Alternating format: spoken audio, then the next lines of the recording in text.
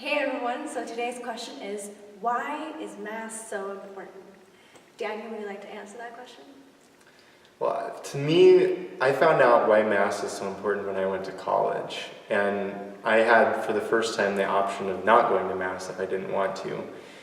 But I started going, and I found this little tiny church. It was probably the size of our chapel. And I think I was the only one that was under maybe like 80 years old that was in this church. The priest didn't speak very good English, he was Polish, and it was kind of boring.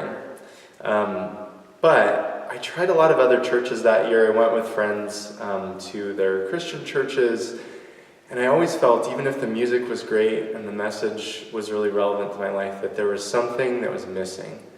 And so I found myself back at that little church going to Mass. I didn't even have a car. I had to hike over this big hill in Seattle because it's really hilly there to go to Mass. And even though it was hard, when I didn't go, I felt like something was missing. And to me, that something was Jesus in the Eucharist. And we're so blessed as Catholics to be able to receive God in that way. And so I discovered as a freshman in college how important it was to know the prayers and the familiarity of the Mass, and most of all, to be able to receive Jesus. We're the only faith that really gets that opportunity. So that's when I discovered that Mass was the most important thing that I could do, to pray. Good. And is the Mass a form of prayer? I think it can be. I mean, it can become really routine sometimes if we're not careful, but Mass is supposed to be our highest form of prayer. Like I said, it's the place where we're so lucky as Catholics that Jesus gave us himself in the form of bread and of wine in the Eucharist. And it's kind of like a costume or disguise almost that he comes in that way, to be with us and to actually be in us and to give us strength for the week. And if we go to Mass even more than that, great. But he comes especially in the Eucharist, and even in Mass he comes in the Word. So when the Scriptures proclaim, that's the story of Jesus, of God, walking this earth to be with us. And then he's also present a special way in the priest, who acts in the person of Christ to bring us the Eucharist. And he's present among us, among all the people.